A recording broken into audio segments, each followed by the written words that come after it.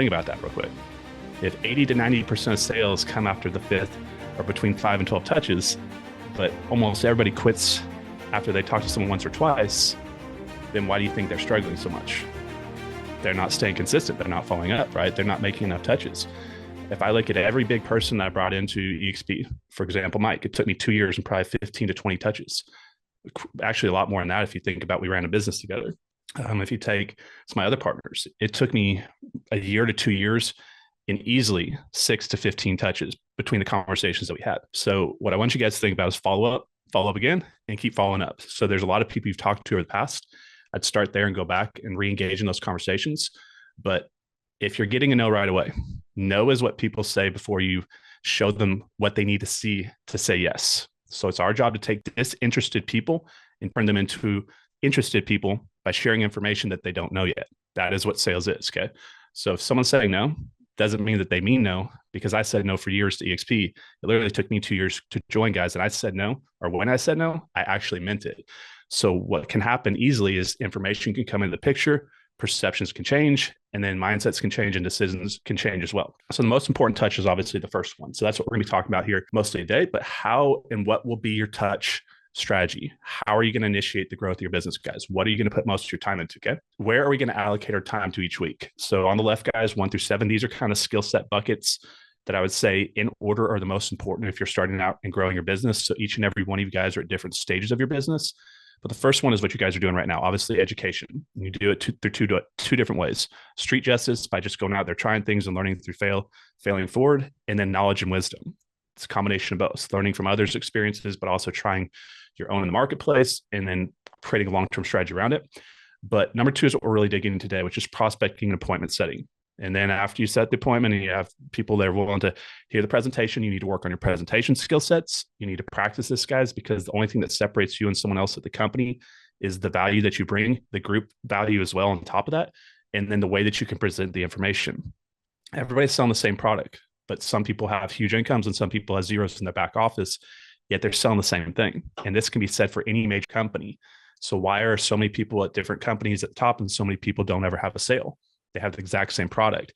It has to only do with the way that they're selling the product, the words that they're saying, and the energy that they're delivering when they're having those conversations.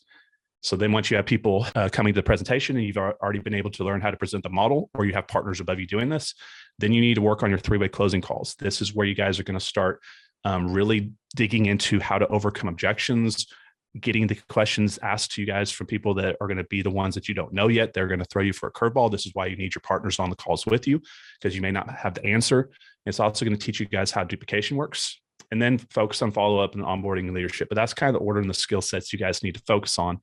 And so figure out where you guys are at currently in your business and where you're moving towards and which skill sets you need to put more time into. Now, it's pretty simple. The 2 ways to understand prospecting is you have time restricted or time leveraged, proactive or reactive. So time restricted on the left side, these are things that have your time tied to it. Cold calling someone, you can call them for 30 minutes, but you're tied to that for 30 minutes, right?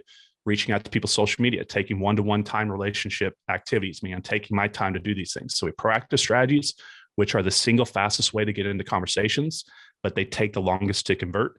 And then you have reactive strategies on the right side that are time leveraged. This is putting something out there for people to react to and come across, build rapport over time by watching your videos, seeing your being active in the marketplace with outdoor signage and things like that.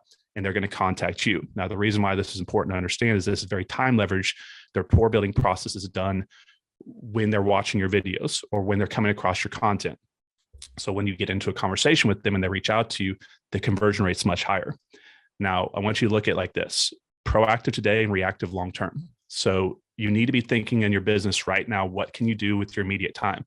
And this can be the same thing when you're looking at any business. It's always a battle of proactive today versus long-term residual income tomorrow.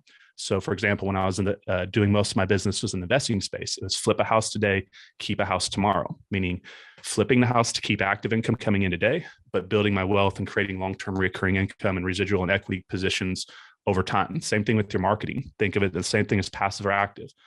Today, you need to trade your time immediately right now. So start thinking, what can you do today, tomorrow, and this week and next month and this month to get into conversations immediately? But at the same time, cut part of your week out It could be an hour, 2 hours, 5 hours a week, whatever you're going to do to generate leads that are going to come inbound tomorrow. Because once you can have an inbound reactive source coming in on top of what you're doing proactively, this is when your business is really going to start to grow legs and start to grow exponential on you guys. Don't lock your mind to a local agent growth, especially those of you guys up in Canada. A lot of times I get questions and things like, is this coming to Canada, or are they going to do this that they just did in the US and Canada? So the way that EXP does it, guys, is first they're going to launch in the US, then they're going to go to Canada, then Australia, United Kingdom, and then they're going to branch out to all the other countries as they hit certain sizes of agent count population. They can do more. So the bigger the population of marketplace, the more, economies of scale opportunities that EXP has. But one of the things I see a lot is people block their mindset from the biggest market share possibility. So if you guys are in Canada and you're saying, well, we don't have this opportunity in Canada yet, or something like that, that the policy has not been put in place, that's blocking your mind, or that tells me that your mindset's closed off from attracting agents all across the US. So one of the biggest reasons that I was able to have success doing this was I looked for the blue ocean, meaning the markets that didn't have a lot of agents in them, and I started reaching out there. So you're going to either have saturated markets or markets that have very little saturation, and the conversations are different in both. Saturated markets are, I've already heard of EXP, and then unsaturated markets are, what is EXP? And you have to have a different approach and different conversation process to this. But if I was you guys, I would be putting out certain time in your business each week. It doesn't have to be a lot, but how to reach out to influencers, brokers, team leaders, big time potential opportunities in emerging markets, in new countries and things like that. This is a big part of what you could potentially do as far as having like really big jumps in your business and growth in your business really quickly overnight. Now, this is a slide here real quick. I've shown this a few times. I would screenshot those guys and have this on your wall in front of you, on your goal conversion wall. So this is pretty much the key to success in building this business. There's 3 steps to it. Most of you guys are on step 1 right now, which is learn to attract agents. Step 1, you have to attract agents first because no one else is going to do this for you. Step 2 is for duplication. Now you have to teach those partners, which is what we're doing today, how to attract agents. And then step 3 is how to teach them how to attract agents. So learn to attract, teach how to teach how to attract. You do these 3 things and your business is going to start duplicating, and you'll have businesses built out inside of your business that will grow organically without you having to step in as much as you did in the beginning. Now, this is kind of the key to your net income. How many agents you attract, so your personal attraction, how many agents you retain, which is how, your leadership, your culture, all the different things you're doing. Are you providing value for your partners?